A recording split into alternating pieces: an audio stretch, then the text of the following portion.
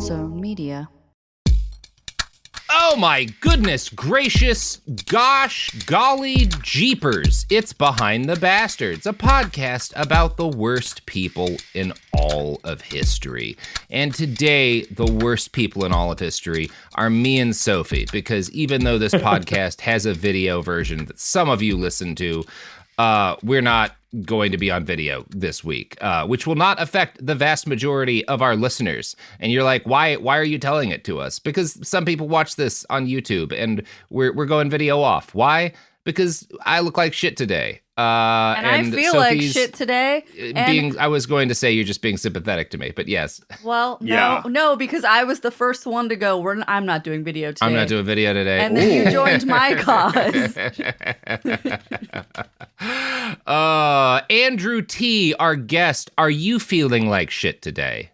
I am a little sleepy because I stayed up too late watching TV. EP. Yeah. I got the EPBPs a little. You got the EPBPs? Yeah. I was watching Slow Horses. Are you a Slow Horses fan? You seem like you would be.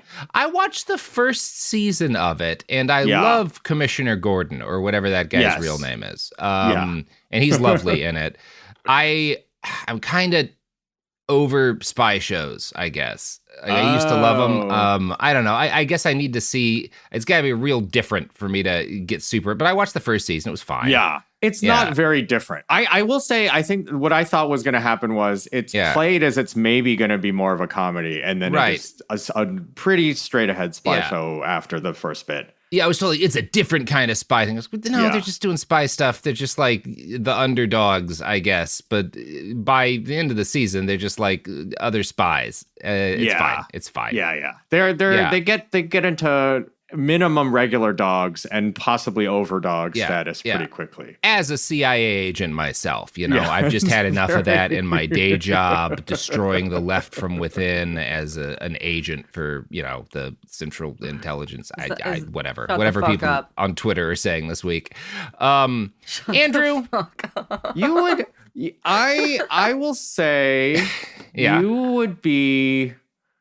I mean, I guess it's like too on the nose to have you be a spy. I think it would just be too it's more like Sophie obviously is in the CIA. Sophie's definitely in the CIA. Well, yes, of course, obviously. There's never been any doubt in my mind about that. Yeah. Why are we telling people about this? Because Sophie, I'm just sort of daring them to listen.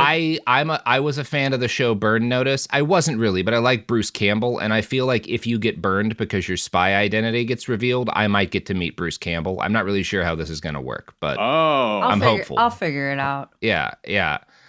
Bruce, if you're listening, you want to have a beer? Yeah. Seems like a cool guy.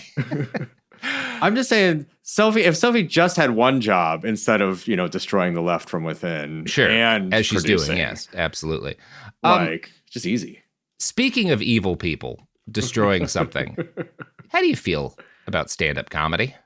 Have we not talked about this? No, we haven't actually. We have, which is why I was like, when I realized what the topic was, I was very excited for this. I mean, listen, I love plenty of stand-up comedians. Yeah.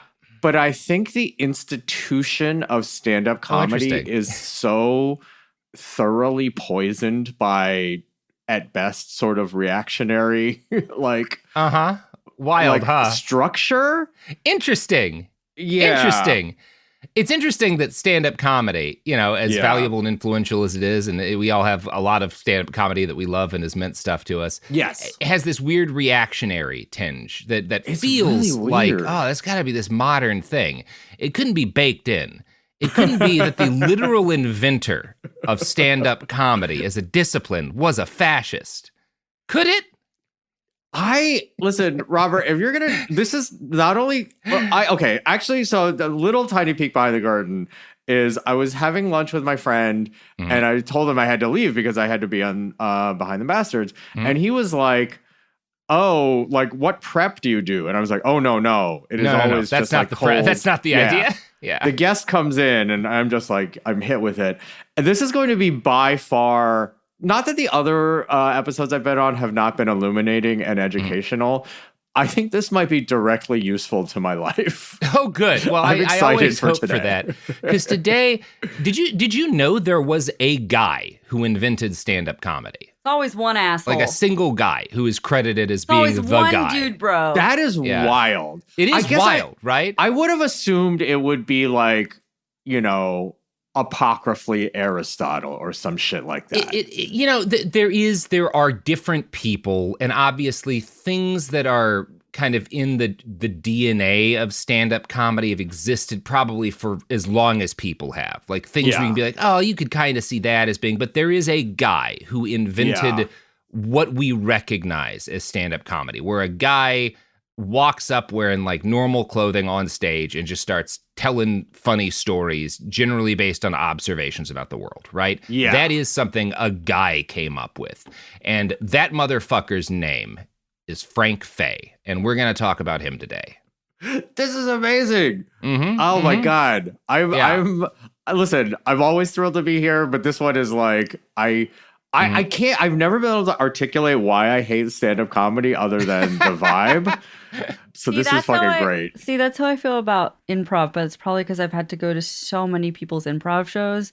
Improv is, Improv is actually evil. But the improv people know this. This is not, we're not breaking new ground for them. My dear friends know about my extreme loathing of improv. And whenever it's brought up, they look at me and they go, we won't talk about it because it's that bad. I hate improv. I love stand-up's had I've done stand-up. It's had a big influence on me. I loved Bill Hicks. I still do. Yeah. A lot of his stuff has aged well. Some of it hasn't. Stand-up comedians. Yeah. Can I improv? I obviously can name a, oh, please. Can I improv trauma dump for 1 second? Oh, sure. Fuck yeah.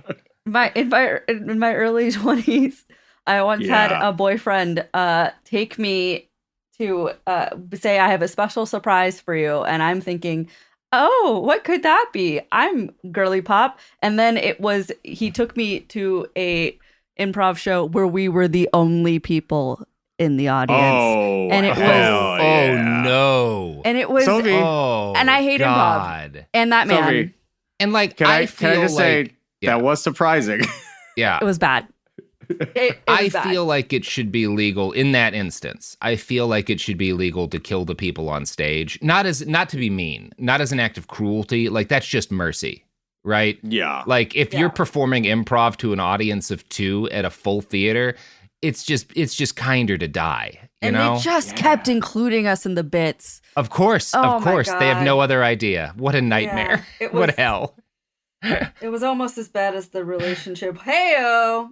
Stand-up comedy. Let's do it. I was going to say, Sophie, I think it's reasonable, especially, I think if you've been single in your, like, let's say 20s at any point in Los Angeles or New York, improv is a weirdly big part of that.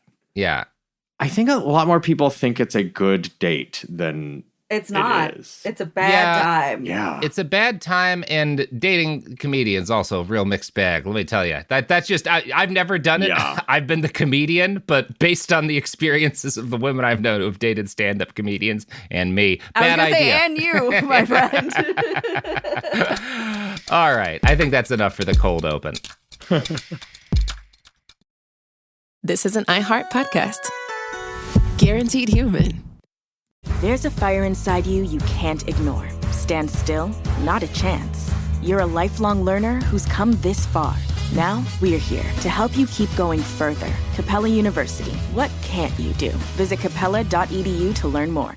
Support for the show comes from Public, the investing platform for those who take it seriously. On Public, you can build a multi-asset portfolio of stocks, bonds, options, crypto, and now generated assets, which allow you to turn any idea into an investable index with AI. It all starts with your prompt. From renewable energy companies with high free cash flow to semiconductor suppliers growing revenue over 20% year over year, you can literally type any prompt and put the AI to work. It screens thousands of stocks, builds a one-of-a-kind index, and lets you backtest it against the S&P 500. 1-800. Then you can invest in a few clicks. Generated assets are like ETFs with infinite possibilities, completely customizable and based on your thesis, not someone else's. Go to public.com/podcast and earn an uncapped 1% bonus when you transfer your portfolio. That's public.com/podcast. Paid for by Public Investing. Brokerage services by Open to the Public Investing Inc. Member FINRA and SIPC. Advisory services by Public Advisors LLC, SEC registered advisor. Generated assets is an interactive analysis tool. Output is for informational purposes only and is not an investment recommendation or advice. Complete disclosures available at public.com/disclosures.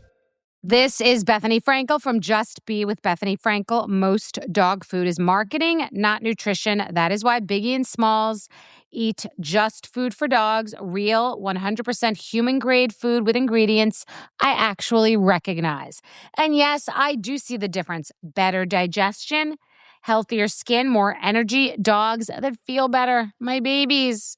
If you've been on the fence about switching, stop overthinking it. What's more important than your furry babies and their health? Go to justfoodfordogs.com right now and get 50% off your first box. No code needed. Just try it. Time for a sofa upgrade? Introducing Anabay Sofas, where designer style meets budget-friendly prices. Anabay brings you the ultimate in furniture innovation with a modular design that allows you to rearrange your space effortlessly. Perfect for both small and large spaces, Anabay is the only machine-washable sofa inside and out. Say goodbye to stains and messes with liquid and stain-resistant fabrics that make cleaning easy. Liquid simply slide right off. Designed for custom comfort, our high-resilience foam lets you choose between a sink-in feel or a supportive memory foam blend. Plus, our pet-friendly, stain-resistant fabrics ensure your sofa stays beautiful for years. Don't compromise quality for price. Visit washablesofas.com to upgrade your living space today. Sofas start at just $699 with no risk returns and a 30-day money-back guarantee. Get up to 60% off plus free shipping and free returns. Shop now at washablesofas.com. Offers are subject to change and certain restrictions may apply. And we're back. So, we're talking about the inventor of stand-up comedy. He also invented being an MC. He's the first Jesus actual MC. Christ. This guy's crazy influential. This guy's a nightmare. Yeah, Frank Fay, yes. He's also a bigot, an abusive spouse, and an American fascist activist par excellence. The holy trifecta. He's everything. You know, Joe Rogan before Joe MC, Rogan, Joe Rogan. MC, comedian, fascist, yeah. He did it all. He's Kill Tony, he's Joe Rogan, he's everybody. You know, he's everybody. So. Hey-o. I'm gonna hey-o a lot this episode. That's great. That's great. Oh, no. Born Francis Anthony Donner, or perhaps Donar, D-O-N-A. It's either D-O-N-N-E-R or D-O-N-A-R. There's both on some documents, and it doesn't really matter. Born Francis Anthony Donner on November 17th, 1891 in San Francisco, California. His parents were what you might call small-time traveling performers. Also, as a note, in an episode recently, someone called me out for mispronouncing Nevada because I called it Nevada as like a joke. And they're like, Robert doesn't even know. Fuck you. Fuck you. It's a bit. Go to hell. I say Nevada right. Fuck off.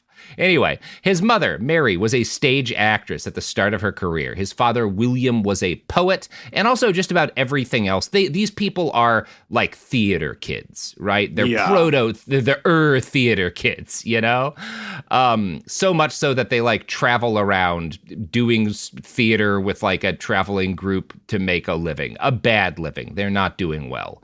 So his father was a lyric poet who, prior to meeting his mom, who was a stage actor, his dad had been like a poet and a conductor on the Southern Pacific Railroad. He'd fought Indians. He'd prospected in a mine. But it was as an actor and a comedian that he came to be known as Chicago Billy Fay. Now, again, that's like not, I think, the name he's born under. I think it's a stage name that he adopts, although it's a little unclear to me. At any rate, Frank starts he and his wife get together and they start traveling around this like traveling vaudeville show. And we'll talk about vaudeville, but basically it's a traveling variety show, right? And they're performing, doing different kinds of bits, going all around the country while their little boy is a small child. And because everybody has to like do something to contribute to the company that they're keeping. He starts performing as a very little kid, right? Yeah. He's maybe 4 years old at the oldest when he starts performing on stage. Glad child labor got worked into this early. Oh yeah, Good. no, they don't give a shit at this. No one does. Kids are working in factories. This is like ethical this is by nice the for standards a kid. of late 1800s child labor. His first stage role is as a potato bug in the play Babes in Toyland. And his biographers all suggest that he changed his name from Francis Donner to Frank Fay because it read better on a marquee at some point in his childhood. I don't think that's true. The scant genealogical evidence I can find from WikiTree suggests his father was born as William Fay, although his dad may have taken that name because we know that he was born as Donner. So it's a little unclear. Did his dad adopt Fay as a stage name? And so Frank started using Fay as a stage name. His mom's last name was Tynan. I don't really know. Everyone seems to say he picked the name Frank Fay, but it really does look like his dad did, and he just decided to take the last name his dad did. But I don't have like stronger evidence on it than that. I mean, I feel like tracking down Carney's real names is going to be perpetually tough. Yeah, who cares, right? I always do my best with this sort of thing, but these are fucking carnies. Who knows what their real names were? Nobody had birth certificate. Poor people didn't have births in 1891. Like, there's no record of these people. Everyone's an alias. You think these fuckers got social security cards?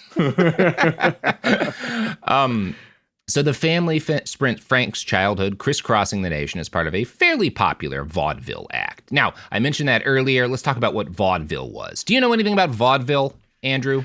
I mean, I guess I'm realizing now most of my knowledge of vaudeville almost certainly comes from Looney Tunes. Right. Looney Tunes, maybe some family. Seth MacFarlane's obsessed with it, so it winds up in all of his shit, too. Yeah. Vaudeville was the number one form of entertainment from like the late 1800s and up to the early 1900s in the US. Like during kind of like the Victorian era and a little after, like vaudeville is the big, all over the West. And it had started about 50 years before Frank's birth. So we're talking in like the early, like the 1840s, 1850s. It started in France. And it was originally kind of like a comedy act and like pretty focused on comedic performances, but it changes in the UK. There's some like, they introduce kind of more stage elements and people start like adding like one act plays, or like they'll do like scenes from famous plays. So you'll do like a little bit of Shakespeare or something, just the good bits. Someone will do like Mark Antony's funeral oration or whatever. And by the time it's migrated to the US, it's everything, right? It's essentially kind of like a quasi-circus style act, right? Yeah. And probably the closest modern equivalent to what vaudeville was when it kind of hits its height in the US in the late 1800s would be like the modern late night show, or maybe to be more accurate, like late night in like the era of Johnny Carson, right? Yeah. At its height. Yeah, where you've got like... It's a little bit of everything. It's a little bit of everything. There's not like a main host most of the time. Like sometimes there'll be a guy and it's him and he'll like come on and introduce the act, but he's not like the draw in the way like Carson was or like Colbert is, on his soon to be late show, right? But it is like a late night show in that you've got a bunch of different things. A little bit, as you said, a little bit of everything. So you'll have comedians coming up and like doing skits, right? So they'll pie each other in the face or whatever. You'll have actors do bits of plays. Sometimes you'll have full one act plays performed. You'll have musicians come on and do songs in between acts. You'll have stunts. You'll have trained animals. There's a little bit of like even like a morning show, right? That kind of there's some of that DNA in there, right? There's like. You could, like, fucking The View is in the line of descent from vaudeville, right? Like, you know what it also sounds like a little bit? There's a little bit of, like, just America's Got Talent in there. Yes, absolutely. Yeah. This is the primordial ooze from wherein, like, almost all modern entertainment kind of comes out of is vaudeville, right? And yeah, by the time it hits again, it's different in every country in the West, but by the time it hits the US, it's kind of hard to tell where circus ends and vaudeville begins sometimes, right? And there are like circuses that are like vaudeville basically, right? there's a lot of Saturday Night Live, or a lot of vaudeville DNA in Saturday Night Live, right? Because often these comedy skits do kind of lean political too. Now, there's a lot of racism baked into vaudeville in the U.S. because one major popular thing in vaudeville in the U.S. I'm sure this happened in Europe too, but it's particularly a U.S. thing, are minstrel shows, right? Minstrel. I've run into Zoomers who don't understand it and think I'm talking about menstruation. Very different thing. That would be a really different show. Minstrel shows are white people dressing in blackface and pretending to be racist caricatures of Black Americans, right? Yeah. It's just super racist. That's all we need to say about it, right? Now, the best thing I can say for young Frank is that I don't think he performed in any of these. Maybe he did, right? As a kid, there's a decent chance he wound up doing something just because everyone does a little bit of everything. But I don't find any of that written in his backstory. Instead, he's really drawn from a young age to dramatic acting, which separates him. His father is a comedic actor, and Frank really likes doing Shakespeare. From as soon as he can, he's doing every Shakespeare. When they're doing these segments from Shakespeare plays, he estimates that by the time he was 15, he had performed in pieces of every single one of the Bard's dramatic plays besides Titus Andronicus, which I'm guessing is because a bunch of drunk yokels in the 1890s or 1905 don't really want to see Titus fucking Andronicus. Yeah, let's get drunk on moonshine and watch fucking Titus Andronicus. Oh, man. None of us can read, but sure. Sounds foreign. Don't like it. Yeah.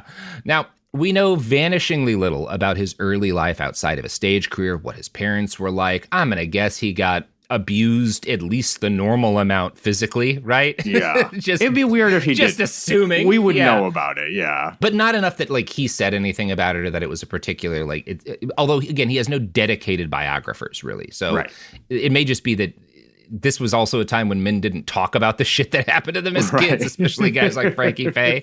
What we do know is that he never spends much time in school. At best, he has maybe a 5th grade education, and I don't even know if it would really be accurate to say he had a 5th grade education. It said that he never made it past the 5th grade. They're traveling constantly. He has odd classes, but he's a very smart kid, and he teaches himself to read and write. Again, he has basically all of Shakespeare's dramas memorized his whole life, right? So this is a smart kid. And this is a kid probably didn't really need much in the way of formal education. He's an autodidact, right? Right. He also, there are theater schools, but he doesn't benefit from that. He is living in and around these actors and performers, and he learns from them and from just his own. He's got instincts. He learns how to perform.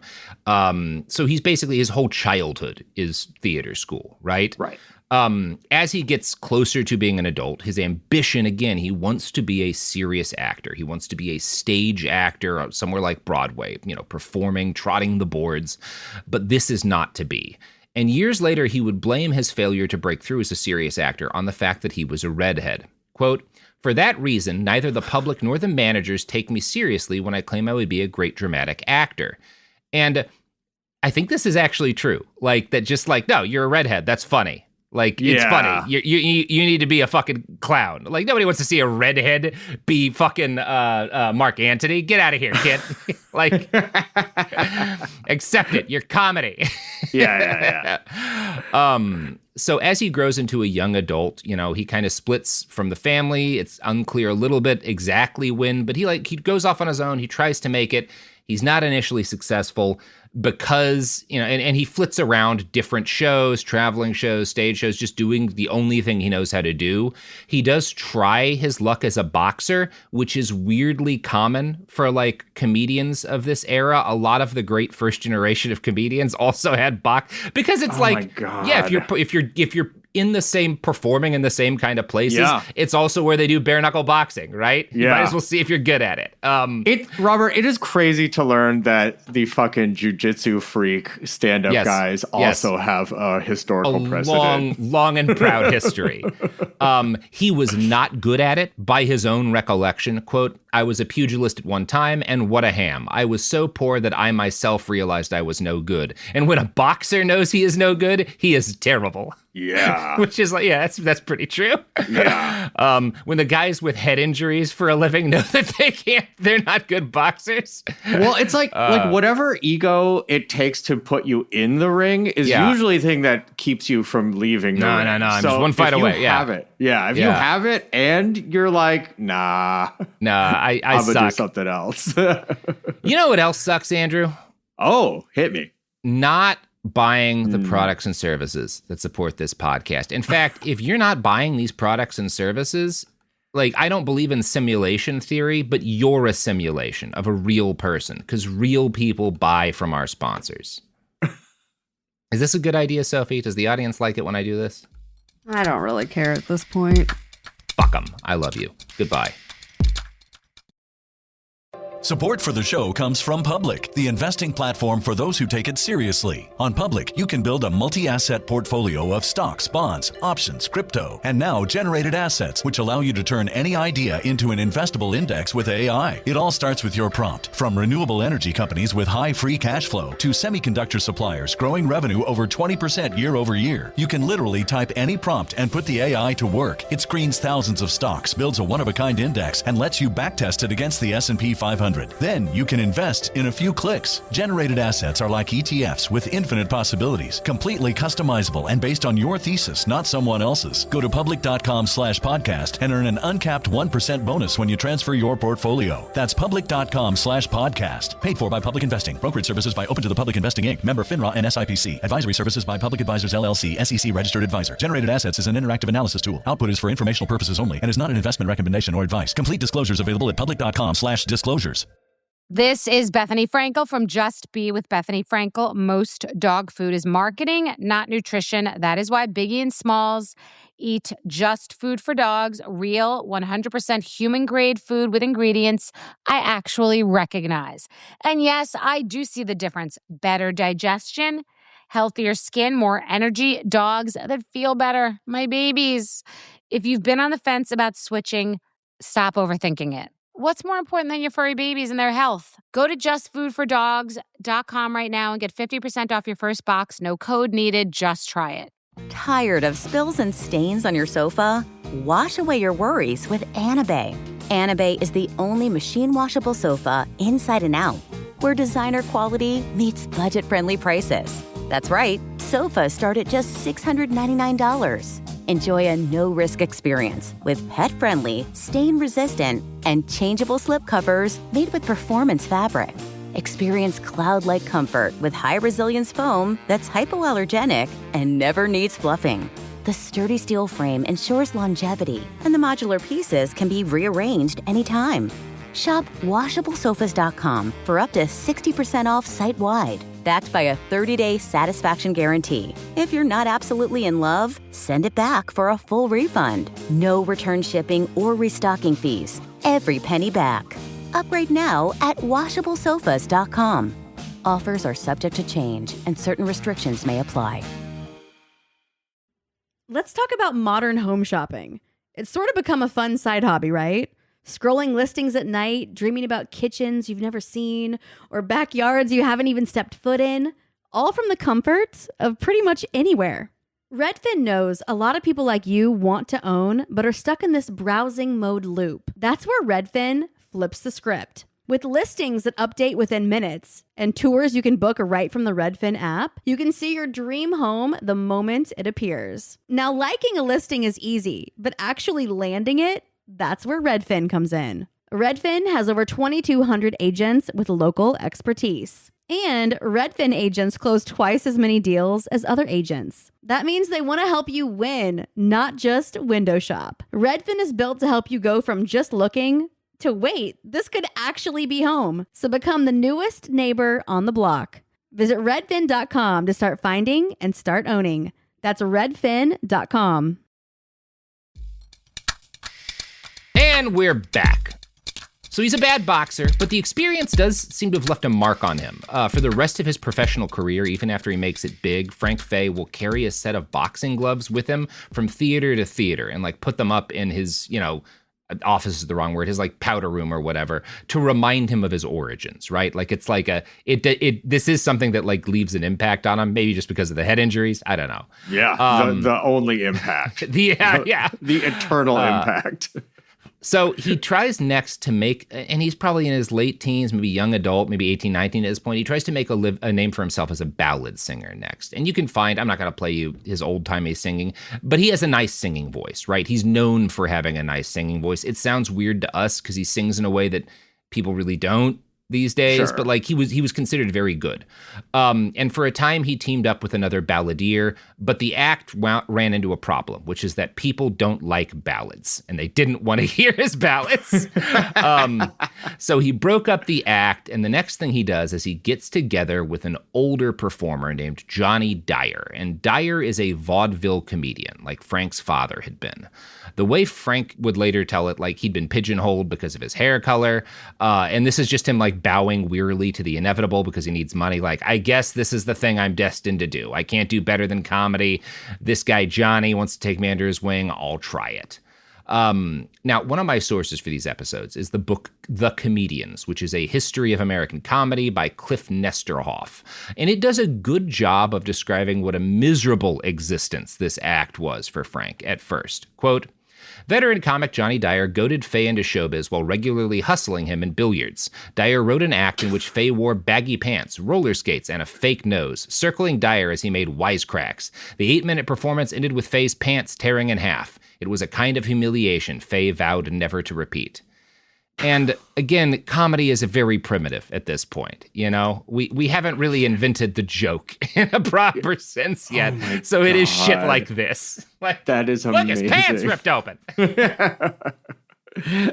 I mean, look, I would argue there's plenty of shit that's not materially better than that you could find on TikTok today. No, again, the aforementioned, well, I'm not going to, who needs to shit on various cartoons on television? You know which ones I'm mentioning. So basically every credible source agrees that Faye hated this act and fucking wants to kill himself the whole time he's doing this, right? He is embarrassed about performing with Dyer for the rest of his life. He wouldn't quite deny he'd ever worked with the guy, but he clearly, like, this is a thing of deep shame for him. And the primary lasting consequence of this period working with Dyer seems to be that Frank Faye develops an almost pathological hatred for comedians who wear outlandish outfits or use props, which is the only kind of comedy at this period of time, right? There are no comedians who just show up in their clothes and like tell jokes. They're always wearing costumes. They're always using props. They're nearly always with other comedians. They're usually doing skits, right? And part of the joke is, look at him. He's a man in woman's clothing, you know, or he's got face paint on. He's dressed as a black man, right? Like, those are the jokes, right? Like, it's a whole world of Carrot Tops and Gallaghers, basically. Oh my God. Except for they don't even have the courage to be Carrot Top or Gallagher alone. They've always got to have other guys on, right? It's just, you know, it's primitive. We haven't invented being funny. I have to say, the thing that is bumming me out is I do very much sympathize with the guy in comedy who fucking hates comedy. Of course. I mean, like, look, you can't be a good comedian unless you hate yourself. We all know this, right? Yes. We all know and this. Everyone else a little. And everyone else around you. There's Bill Burr being the one exception, being the only stand-up comedian to be emotionally healthy. I think just because he's the only stand-up comedian to be happily married. It happened once. And stay a stand-up comedian, right? Yes. Victoria Wilson, who is his wife, who we'll talk about later's biographer, not his, but who is the closest he has to a real biographer because she's a good biographer and he's a big part of her life. She writes that he had already developed an obsession by kind of the point that he's working with Dyer and near the end of that time with what he considered smart comedy, right? Which is what he wants to be doing. And one of his idols is a guy named Wilson Misner. Misner was a playwright and a general performer who was also a severe opium addict and an adventurer as well as like an entertainer. He's not performing in front of like normal audiences, but he gets invited to the Lambs Club, which is this like social club and restaurant in New York. And he's like, he writes plays and other stuff. And sometimes he'll deliver monologues at the Lambs Club that are like kind of funny, right? And this isn't a standard performance. He's not like selling tickets. He's just like coming up because he's a guy who's known for other things, and he'll give some like little monologues, and they're kind of funny. And Faye really likes it, right? And Faye really thinks that he's smart and really together. And there's some other guys doing kind of similar things where it's not quite stand-up because the purpose isn't, they're there for like an event and they're just kind of like showing up to open this like benefit or whatever. They're not really like a normal performance, but he gets from this the idea that like, this is actually kind of a good idea. Just a guy coming up and like talking to the audience and being funny, right? Right. Yeah. Now, these are not so weird. Yeah, they're kind of just like little speeches. Yeah, exactly. Yeah. And they're not written. They're spontaneous acts of wit, right? They're just by guys who happen to be funny. And Faye admires these men terribly. He's said of his idols, and he's talking about Misner and a couple of other guys, none of whom there's a lot about online. Quote, "They never went after anyone, but if you got in their way or tried to outsmart them, Lord help you, you were dead." Right? Because they're kind of talking with the audience and stuff. And that's really noteworthy because one of the things about Faye is from an early point in his career, he doesn't just see comedy as a way to earn a living or a thing that's meant to make people laugh. Comedy is always also for him a tool to attack and damage people he doesn't like. Right? It's a big part of what draws him to comedy. And the greatest thing he admires about Misner and some of these other guys that he's kind of taking on as idols is the way they can cut an enemy down to size and do it with ease, right? The way that they can, tear into somebody and hurt them, right? He really is drawn to that, which gives you an idea of the kind of bastard this guy is going to be, right? Yeah, exactly. He doesn't care about punching up or down. He just likes to punch. Yeah. Yeah. I mean, that kind of guy always likes punching down. Right. God. So for 2 years, he struggles to get by as, with Dyer as the kind of comedian that he's come to hate, right? Where he's wearing these pants that rip. He's like fucking roller skating around. It's making him he's miserable.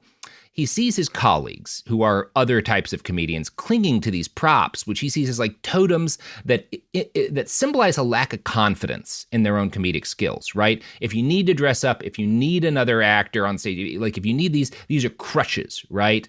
So he doesn't immediately start taking to the stage. What he starts doing is backstage in between acts, he starts just talking shit to the people around him about the bad acts on stage, right? And speaking his mind about them. And he's funny. And like his like colleagues backstage are like laughing as he's shit talking other performers. And he comes to the like, fuck, maybe this could work. Maybe I'm just funny and I could just get up and be funny in front of an audience, right? So he's taken from these experiences and from these early idols of his, this very simple idea that a comedy performance doesn't have to have pies in the face or any of this physical comedy shit. It could be, you could just have a man get on stage wearing normal clothing and talking about how he feels to an audience, right? Because even like the court jester had like a dumb hat. He's got a dumb hat. And again, there's still, even court jesters usually had other people or like, they're right. There's other shit they're doing. There's props. It seems like an obvious idea that just like a guy would get up and be funny. But this is kind of revolutionary and it's a big risk, right? People don't even think about this as the idea that you would get up alone without just naked, basically, to try to make an audience entertained is wild to people. In an article for WFMU's Beware of the Blog, comedy historian Cliff Nesteroff summarizes just how wild the idea of a stage comedian without props was at the time. Quote, "Even those without gimmicks rarely appeared on stage alone. Comedians had their punchlines set up by another person, a straight man. To be a comedian meant you performed without the help of a costume or an instrument or another guy. A comedian without a prop can't click," said actor Wesley Ruggles. "I learned that back in the days when I pushed props around for Charlie Chaplin. Great pantomimist that he is, Chaplin realizes the necessity of props." So again, even like Charlie Chaplin, best in the business, right? He's fucking Charlie Chaplin. People still know who he is today. Got to be played by Robert Downey Jr. Has to have props and other people. He can't keep an audience on his own, right? And so it's ballsy what Faye's about to do. Sure. And around 1915 or 16, we don't know exactly, he makes his first performances where he is just coming on stage wearing a professional tailored tuxedo which to us is not normal clothing, but is pretty normal formal wear for the time, right? For like a nightclub where he's the kind of place he's performing. It's what like the people in the audience are wearing, right? So he's dressed more or less the way a man would be dressed. And he shows up on stage. He's got no straight man. He's got no props, and he's just performing alone. He's talking. And he starts performing under a stage name, the Nut Monologuist, right? Which means like he's the crazy, he's delivering nutty monologues, right? He's talking about the crazy aspects of modern society. In other words, it's stand-up, right? Yeah. Now, the term doesn't exist yet, and it doesn't get coined for him. We don't really know exactly why we call it stand-up comedy. There's one plausible theory, the most plausible theory probably, comes from, and this is a guy I think Cliff Nestoroff interviewed, a dude who's very old when Cliff talked to him, who had been a minor comedian. He comes a little bit after Frankie Faye. So he's a guy like around the 20s he's performing, right, is when this guy starts. And this guy says the term stand-up comedy came from mob lingo, right? Because the first big venues, the nightclubs and the casinos, especially since like what becomes stand-up is being invented during Prohibition largely, they're all owned by the mob, right? So everyone who is an entertainer is to some extent working for organized crime, even if they're not involved in other aspects of it. And within the mob, the term stand-up guy means something. Right. It means you're a man who can be counted on, right? If you're a stand-up guy, we can count on you to like keep a secret, to go to prison for us, right? To do whatever, to whack somebody. Like that's a stand-up guy, right? And a stand-up comedian is a comedian you can trust to deliver their act in the allotted time and to not go over even by a minute, right? Because most of these acts are at casinos. There's gambling, and the act is there because people, it'll keep people there longer. But if you go over it, for every second you go over time, people aren't back at the tables gambling, right? So a stand-up comedian means I can trust this guy to hit his time, right? He's gonna do no more and no less than what we want, right? So that's the likeliest term I've heard for a stand-up comedian. Obviously, it could just be because they're usually standing there, but they're standing up. But so is every performer. So is every performer. I think that sounds really credible, right? Well, there's no way to know for sure, but it makes sense to me. If that's the case, the term, I bring this up now, but the term stand-up comedian, I think 1946, 47 is really the first time people start using it. So it doesn't, people aren't calling it yet, right? I'm getting ahead of myself because, again, Frank is the only guy doing this at this point, and he's going under the stage name The Nut Monologuist, right? And he's talking, he's lampooning daily life and pop culture in a way that we'd see as very modern. And he's not really writing bits, right? He's kind of performing a new thing every time he goes up. He's really good on the fly. He's just sort of like living his life and making notes about shit during the day and then coming up on stage and like joking about them. And he would tell people that in his opinion, the only thing you needed to do to make, this is what he says about how to make good comedy, quote, all anyone has to do is stand in the subway station and watch people, right? He's inventing observational comedy as a discipline. Oh, man. Again, people have like made jokes about daily life forever, as long as there have been people in daily life, right? But he is inventing it as like a discipline, right? Where he's like no, all you got to do is go out in the world, watch people, find out what's funny, find a funny way to talk about it, and then go talk about it, right? It doesn't have to be some sort of like, big elaborate bit with a pie. Right. Yeah. It doesn't have to be a tortured setup that's so, and in fact, it's just people find regular life funny, like, right. Yeah. It's also nice to learn that all, not that I guess this wasn't clear, and not that obviously like crowd work in that business has not always been part of this type of act, but that's it. Or just speaking extemporaneously. And even if you're not necessarily the funniest, you're funnier than everyone else in the room. Yeah. That's all it takes. That's it. Victoria Wilson writes, quote, on stage, Faye talked about things people did that were recognizable. He would talk about his uncle, the string saver, who was working his way up to rope, or his Aunt Agatha, a paper bag putter awayer. Everyone knows string savers and paper bag putters away, Faye would remark. That's why those people are funny to the rest of us. Talk about those people and everyone laughs. Take the mustache fixer. You've seen him twist his mustache for half an hour or so at the end of that time, and it looks worse than ever. But because you have seen the mustache fixtures, you laugh when I talk about it. That's all there is to being funny. Oh my God. Like, he's literally like, like there's a direct line between that and like, black people walk like this, white people walk like this kind of like, observational comedy, right? Oh, like man. that's what we're seeing here. So yeah, cool stuff. Truly. Yeah. I mean, and it does make sense. You know what I think I'm realizing I'm picturing is fucking probably like a sketch from like History of the World Part 1, where it's just like a Roman doing this. But someone had to invent this, of course. Someone had to invent it. And again, there's pieces of this for forever, but he's inventing it as a profession. And this is going to, I mean, there's not really any debate among comedy historians or the first generation of comedians that comes after him that Frank Fay is the guy who started this, right? Every major stand-up comedian from what most people know of like the first generation of stand-up comedians credits him. Milton Berle says that seeing Frank Fay made him immediately put away his props and completely change his performance after seeing Fay for the first time, right? Berle is like, I became a stand-up comedian because of seeing Frank Fay. Right? Like he was the guy. And everyone has at least heard of Milton Berle, right? He's famous for both being one of the first stand-up comedians, writing a bunch of joke books, and having a comedically huge dick. As opposed to being one like Frank Fay. I don't think I knew that. Oh yeah, hung like fucking God, like a crazy dick. Crazy dick. Hung like Willem Dafoe. Confoundingly large. Now, another one of Frank Fay's biggest fans, and like a guy who will say, Frank Fay, as soon as I saw him, I knew that's what I wanted to be. He completely inspired how I did comedy, was Bob Hope, right? If you know anything about comedy, you know what a big deal that is, right? Right. If you're Gen Z, maybe you haven't heard of this guy. Bob Hope was the most famous comedian on earth for like fucking half a century, right? Right. He lived to be 100, and he spent 80 years as a stage performer. Like, he is crazy big as a comedian. He was also a boxer at one point, although weirdly enough, I didn't know this about Bob Hope. Unlike Frank Fay, he was pretty good. He had a professional record of 5 wins and 1 loss. So kind of surprising. Bob Hope, good boxer. I mean, I guess it's just a certain type of man that loves both these things. Sure. Getting in the ring and proving yourself. Now, over the course of his remarkable career, Bob Hope hosted the Oscars 19 times, which is more than anyone else ever did or probably ever will. He also did more than 50 tours for the USO, which is the organization that does performances for U.S. military personnel around the world. He starts in World War II and he continues up to Desert Storm.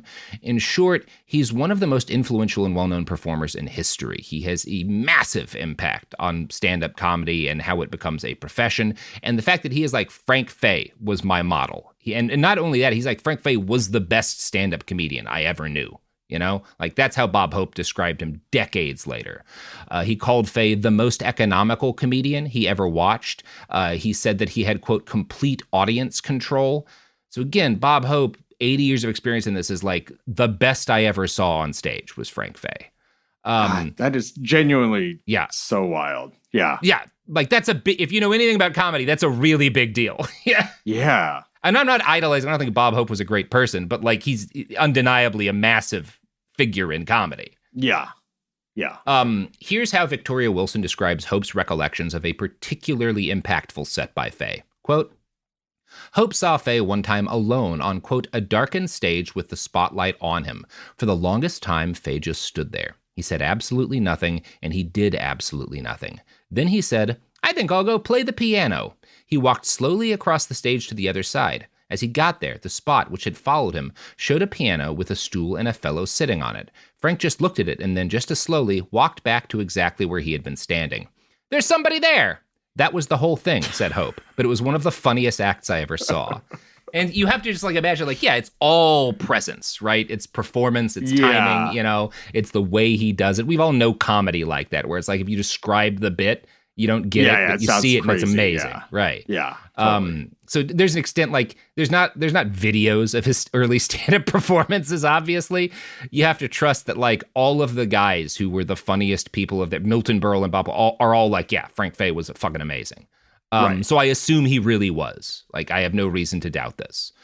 Almost everyone agrees that his greatest strength was that he has this unique understanding of how to use his hands. And obviously, if you're a performer, what do I do with my hands is like the quintessential question like stage performers have to ask, right? Like, what the fuck do I do with my hands here, right? Yeah. There's this inherent awkwardness there, which is a big part of why props and costumes had been such crutches for comedic actors. You got to have something to do with your hands, right? Sure. Right, of course. Right. Like, even fucking like Robin Williams and his water bottles, right? You can see it. Like, people need something, you know? Yeah. Frank never did. George Burns, who was another great famous comedian in his own right, declared to Johnny Carson that, quote, Frank Fay had the best hands in show business. Another colleague later recalled he could give you an inferiority complex just watching him light his cigarette, right? Because he's just effortlessly funny. And it's, again, this kind of thing I can't describe. You just have to trust that these people are not, they have no reason to lie about this, right? He must have been.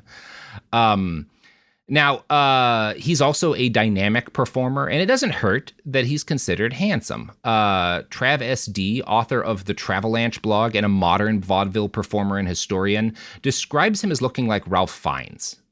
You can judge that one for yourself, so if you can pull up a picture of him. Rafe. Oh, come on. Fuck it. I like Ralph. I don't know.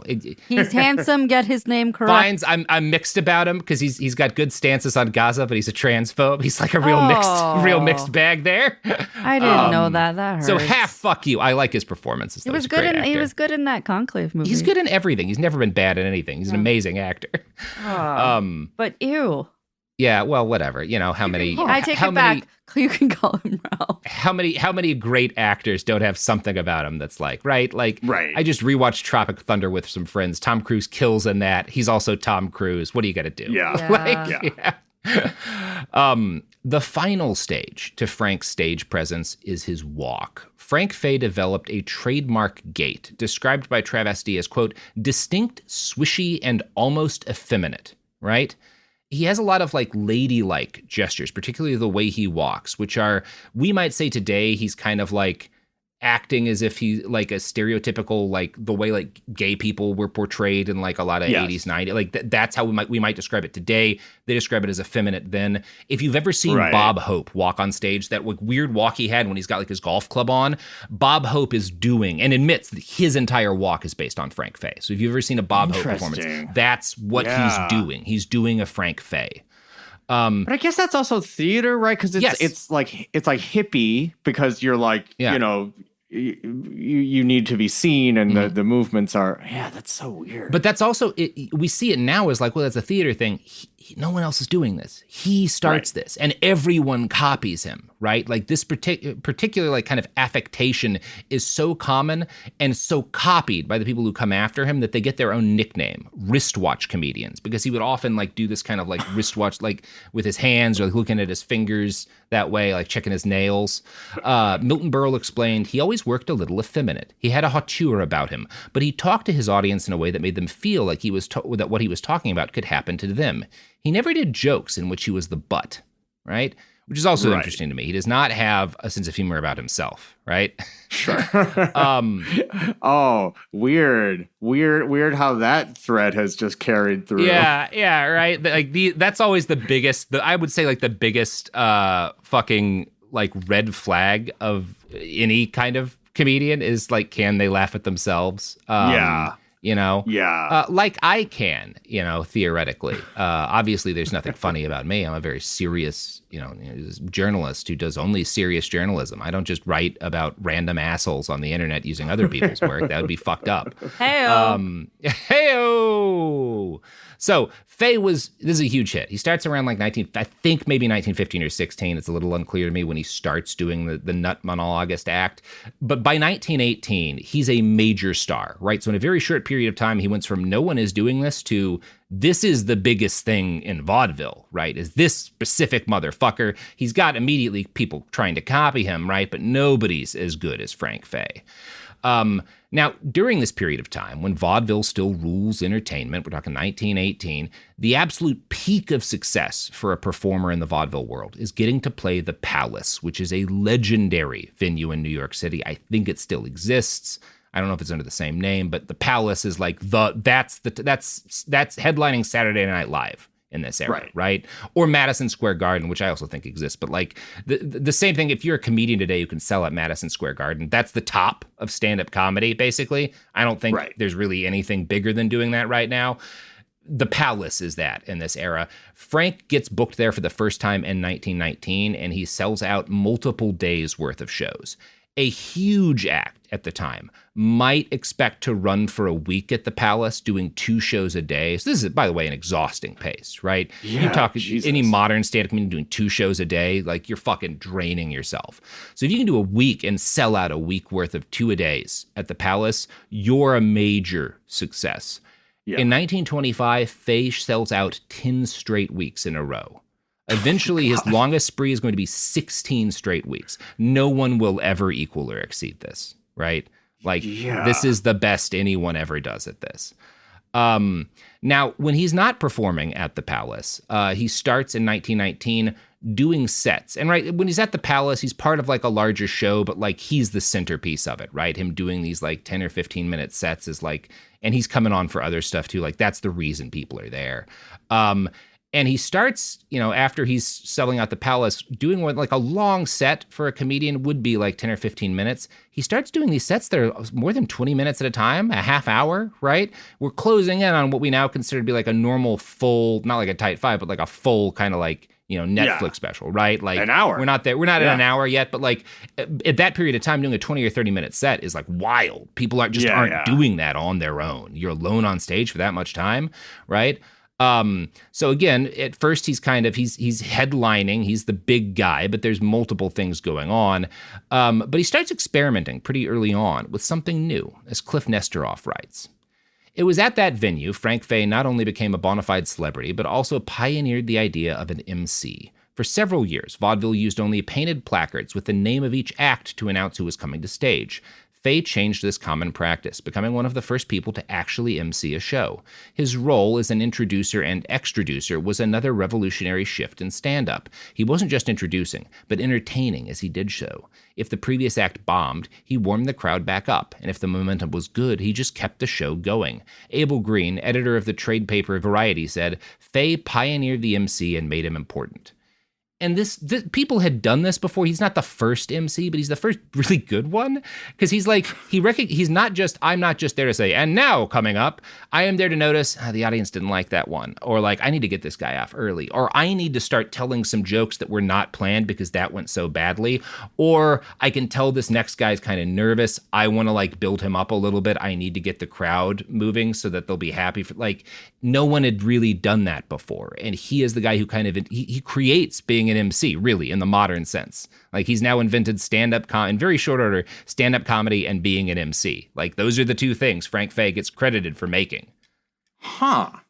I guess it makes sense. I guess I would have assumed there was like, again, I'm realizing all my knowledge of showbiz I don't know, fucking 94 is basically, I guess I would have assumed there was like a ringleader, like in a circus type deal. Yeah, and there'd been ringleaders in circuses. In the UK, there had been performances that had guys kind of trying to do this.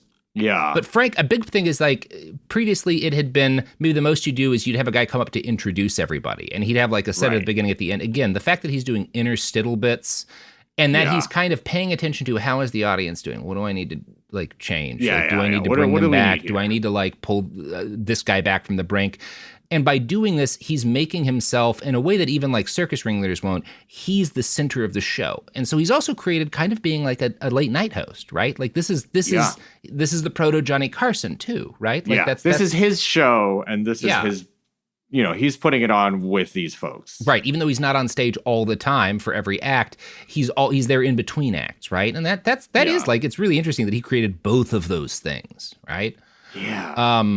So at this point, by the mid-20s, Fay is arguably the biggest performer in New York. He's definitely the biggest performer in New York City, and he's probably one of the 3 or 4 biggest stars of any kind in the country, right? At least top 10. He's up there. He's massive. Because first off, movies, not nearly as big a thing as they're going to become very soon. They're starting. Movies are not nothing, right? Obviously, the 20s is when film is really getting its legs under it. But this is a period of time in which if you're a big live performer, you could be bigger than the biggest movie stars. And he's up there with the biggest movie stars, at least, right?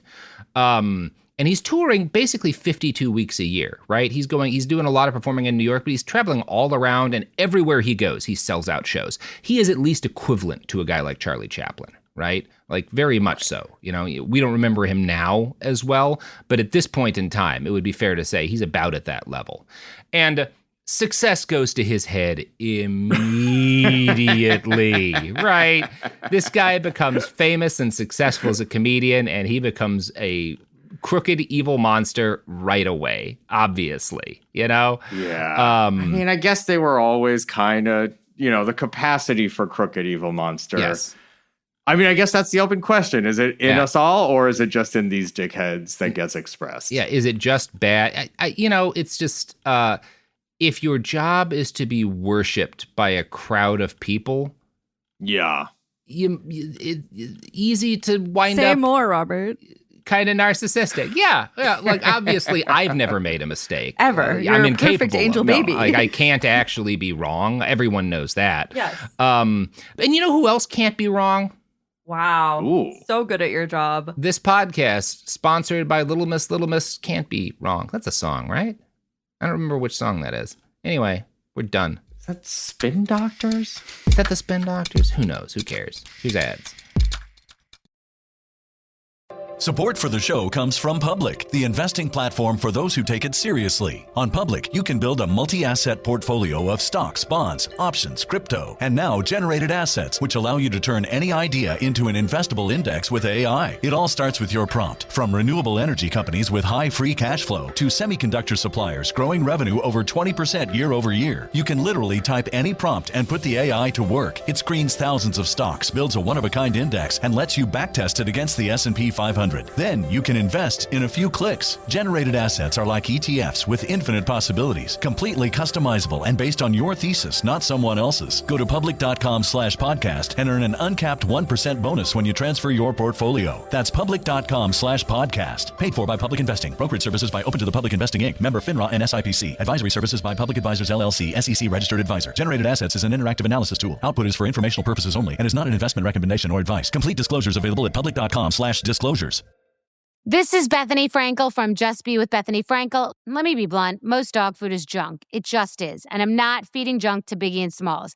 That is why they eat Just Food for Dogs. It's real, 100% human-grade food with ingredients I actually recognize, not mystery pellets pretending to be healthy. And once I switched, the difference was obvious. Better digestion, better skin, more energy, dogs who actually feel good instead of just surviving dinner. Here's the thing. You care about quality. You make an intentional choice to be healthy. So why are you gambling with your dog's health? So let's think about our furry babies. Go to justfoodfordogs.com right now and get 50% off your first box. No code, just try it. Because once you see the difference, you're not going back. Sink into affordable luxury. Anabay is the only machine-washable sofa, inside and out. With stain-resistant slip covers and a cloud-like frame duvet, everything goes right in the wash. Plus, the modular design lets you change the look of your space anytime. Visit washablesofas.com to upgrade your home. Shop up to 60% off site-wide, with sofas starting at just $699 and a 30-day money-back guarantee. Shop now at washablesofas.com. Offers are subject to change, and certain restrictions may apply. Let's talk about modern home shopping. It's sort of become a fun side hobby, right? Scrolling listings at night, dreaming about kitchens you've never seen, or backyards you haven't even stepped foot in, all from the comfort of pretty much anywhere. Redfin knows a lot of people like you want to own, but are stuck in this browsing mode loop. That's where Redfin flips the script. With listings that update within minutes and tours you can book right from the Redfin app, you can see your dream home the moment it appears. Now, liking a listing is easy, but actually landing it, that's where Redfin comes in. Redfin has over 2,200 agents with local expertise. And Redfin agents close twice as many deals as other agents. That means they want to help you win, not just window shop. Redfin is built to help you go from just looking to wait, this could actually be home. So become the newest neighbor on the block. Visit redfin.com to start finding and start owning. That's redfin.com. We're back. I remain having never made a mistake in my entire life. All my pronunciations are right. I've never fucked up a fact or anything like that, obviously. Just like Frank Fay. Because this is Behind the Heroes, a podcast about men who never do bad things. So Frank Fay is hugely successful now, and once he's a star, his first instinct is to use his newfound position of power and influence to mock, deride, and belittle his less powerful colleagues, because it's fun to him, and he likes being cruel. One of his peers is Burt Lahr, who you probably don't know by name unless you're a real film nerd. He is, at this point, a comedic actor. He will become a movie star, and he is best known today because he's the Cowardly Lion in the Wizard of Oz movie, right? Aww. So, like, pretty successful guy, right? You know, like, people still watch that fucker today, you know? And he's pretty popular and well-liked as a live performer at the time, but he's the kind of comedian who wears silly costumes as part of his act, and so Fay fucking hates him. Both men often performed in the same shows, and when passing Lahr in the wings, Fay developed a habit of asking, well, what's the low comic up to today? And he did this, he would do this right as Lahr was going up stage. And his goal is to make him upset and sabotage his act, right? He doesn't just, I mentioned how he'll like try to set people up for success or like bring people back. He also will try to fuck people over if he doesn't like them. Right. He knows how to work performers' confidences. Right. And some of it is like he knows that if he makes someone perform badly, then he can come in and save it and look better, right? Right. He's a big fan of undermining his fellow performers, and one thing he likes about him seeing is that it provides him with subtle opportunities to insult people he doesn't like and destroy their careers when they're trying to get them off the ground. Victoria Wilson explains, quote, he would simply introduce the act by saying with a slight smile and a soft voice, the next gentleman is very, very popular. They say that he's very funny. Then he would raise an eyebrow. The act didn't have a chance with the audience, right? He's just so good at this that he can just destroy your career with like raising an eyebrow. Like, I mean, yeah. And he just does this for fun. If he gets bad vibes from somebody, he'll just ruin them as a bit to laugh at their failure. Fay develops a reputation as a man who likes watching people suffer. And when he destroys someone's career on stage, he'll do it with a smile on his face. I probably don't need to say this, but he is particularly abusive to his female colleagues. Obviously. A man in stand-up comedy being abusive to women? Wow! He's another pioneer. Louis C.K.'s got this guy's photo and a locket over his heart. One performance he put together during his vaudeville period, which may have been the first, he may have also, this performance he does may be the first Stooge act ever, involved him telling the audience that he needed volunteers to do a card trick. And then he'd bring up a trio of his performers who were hidden amongst the audience, including volunteers. And one of those performers was a woman who worked for him named Patsy Kelly. So he's having them come up to do card tricks to them, right? And these ringers that he brings up, they're all dressed like shit. They look like they haven't like showered. They're in bad clothes. They're meant to look like yokels, right? So that Fay can make fun of them as he's like walking them through these card tricks, right? And he is especially cruel to Kelly. One of the things he would do when she would come stage, he'd ask her, good heavens, where have you been? And he'd have her respond, the beauty parlor. So he could say, I can see they didn't wait on you. You know, like just to shit on her appearance after making her dress up badly. Like he's making her do these lines. He really likes insulting her appearance on stage. Kelly and her two colleagues made up Fay's stock company. They were the pinch hitters that he could bring on for any sketch or bit that he needed someone else for. And she recalls his tutelage as being valuable, like she learns a lot from him, while also admitting that he could be cruel, as Wilson recounts. He didn't want her to wear makeup. He would yell at her on stage. He fired her weekly. Fay never had a script and would just spring lines on me, she said. He might start talking about anything from pears to presidents. It always seemed to me that I was standing on the stage with my hand out waiting for my cue to drop. I led with my chin because my knees were helpless. So, like, you don't know what to expect with him, but he's always just going to be mean and insult your appearance. Right. Like, if you're like, he really gets off on the cruelty thing. He loves to punch down. Now, yeah. I mean, it is also, this is basically an improv troupe also. Right. Oh, God. So Fay helps to pioneer being a huge asshole celebrity, too. During one performance at the Orpheum in Brooklyn, shortly after his career gets big, he's like 4 minutes late to the show because he's fixing his tie in the green room and he can't get it right. And so the stage manager runs back and is like, the audience is like really pissed off. Like, what the fuck? When are you going to get on? You have to hit your mark, right?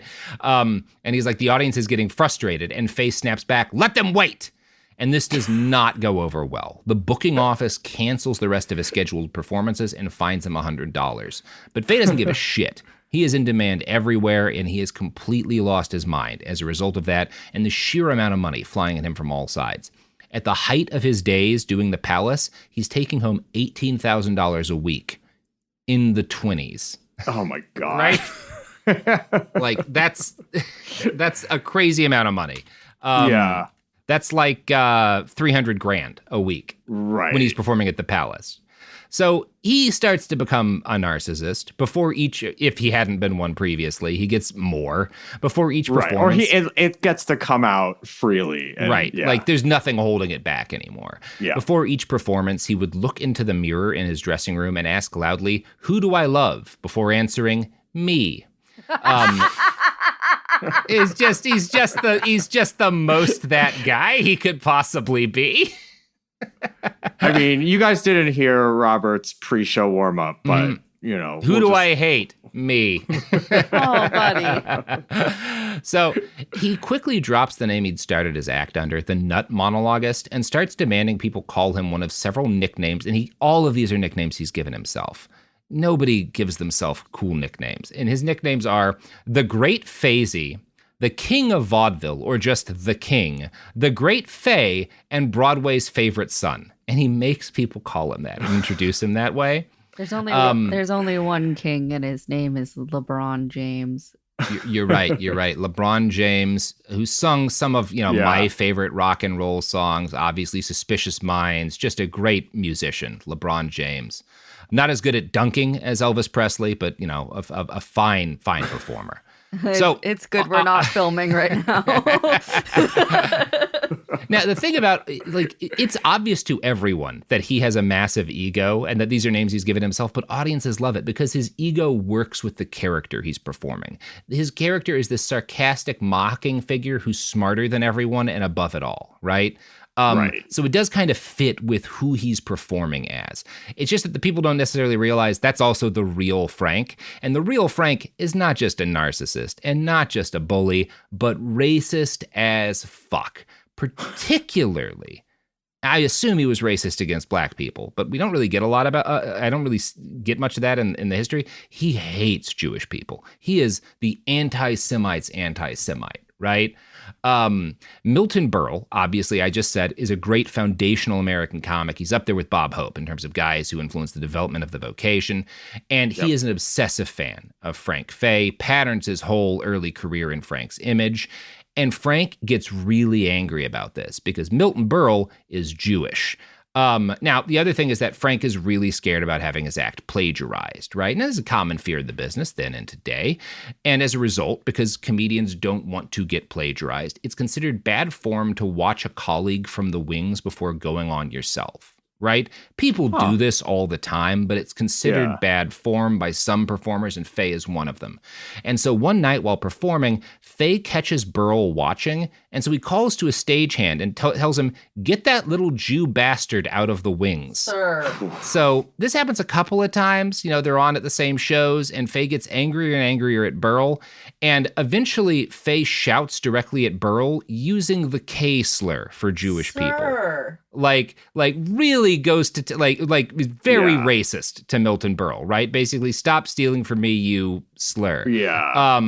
Now, Berle, again, admires Faye tremendously. He's patterned his career off of this man, but he's not going to take this racism lying down. Milton Berle later related, after Faye calls him a slur, "I waited until he had finished for the night. I was ready for him as he cut around behind some flats on his way to the dressing room. I had picked up a stage brace. They're made of wooden metal, and they're used to hold the scenery together. And as he went by me, I reached out and spun him around. Before he knew what was happening, I hit him right across his face with the brace. It ripped his nose apart."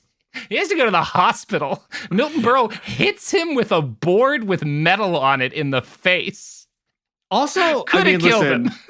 it's like kind of amazing to be like, I'm doing this because I am on some level still such a big fan. Yeah. I'm a huge fan, but I am going to beat you in the face with a board. Yeah. This is like divorcing the artist from the art harder than anyone's ever done. And honestly, makes me like Milton Berle a lot more. Yeah. I didn't have an opinion on him before this, but that's pretty cool. Now, Faye is not just a bigot. He is the kind of bigot who feels no compunction against dropping slurs in public. He loves dropping slurs in public at social events. I do feel like it's probably worth like being like, it's also like what like when would this be? Like the 20s, the 30s? Yeah, we're in the mid 20s. So he's not like super unique. No. If anything, even the stuff that you've quoted, probably soft, all things considered. I say that. Let's wait. Let's hold on calling it soft for the period, right? So Sure. Comedian Milt Josephberg, who you might guess is a Jewish man, one of Frank's contemporaries, later claimed, quote, Faye referred to other comedians as Jew bastards. And this regularly, so this is like a common thing to him. He says this socially at like parties and stuff. Yeah. This regularly leads to fist fights. In fact, one of the things Faye is most known for is getting into fights all the time with Jewish performers because he calls them slurs, right?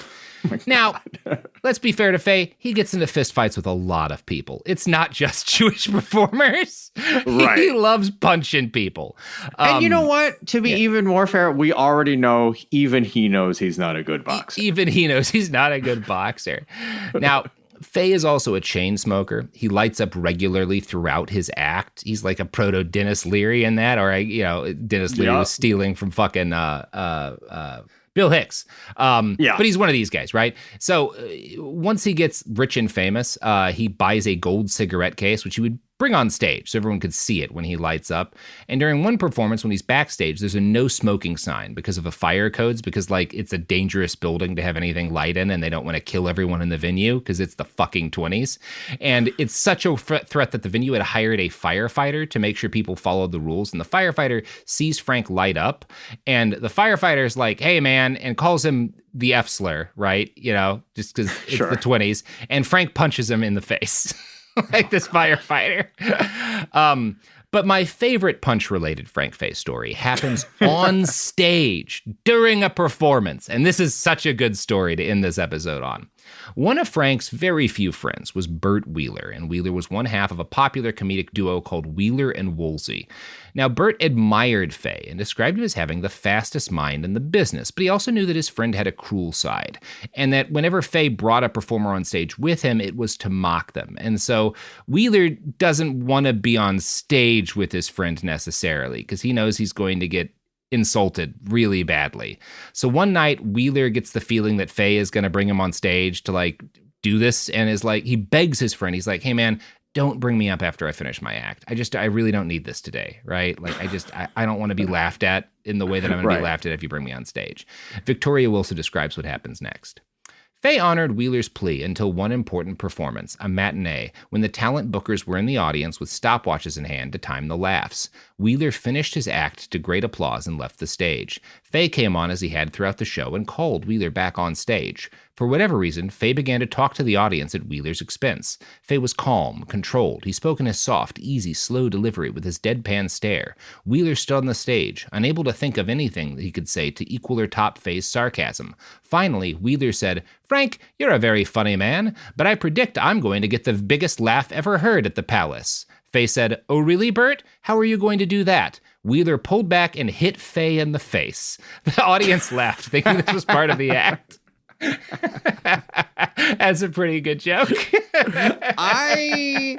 Listen, especially given who the stand-ups are these days, I would love to see more of this. There's a lot of stand-up comedians I want to see hit in the face on stage, right? Yeah. So I think at this point we've established that this guy is both innovative and groundbreaking, and also an abusive dick and a racist. But Frank Faye is about to be so much more. In part 2, we're going to talk about his marriage to his wife, a woman you may know, Barbara Stanwyck. And these two are going to embark on a relationship so abusive and poisonous that it would become a piece of Hollywood history. This is like the archetypal toxic, abusive Hollywood relationship. Frank Faye and Barbara Stanwyck.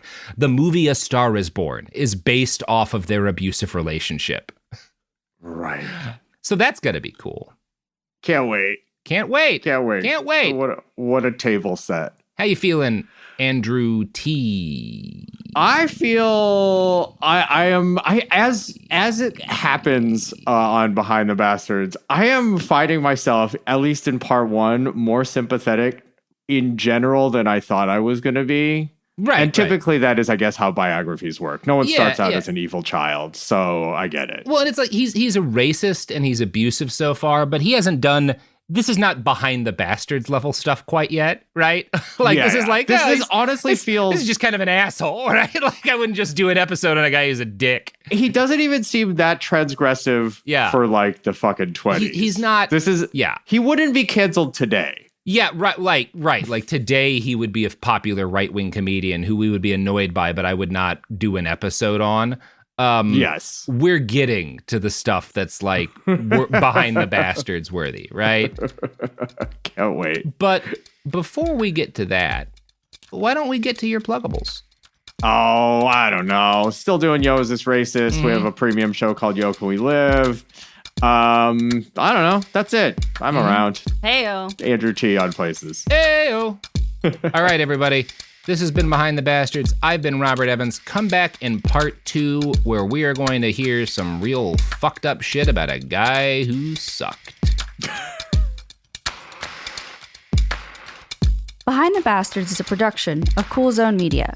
For more from Cool Zone Media, visit our website, coolzonemedia.com, or check us out on the iHeartRadio app, Apple Podcasts, or wherever you get your podcasts. Behind the Bastards is now available on YouTube. New episodes every Wednesday and Friday.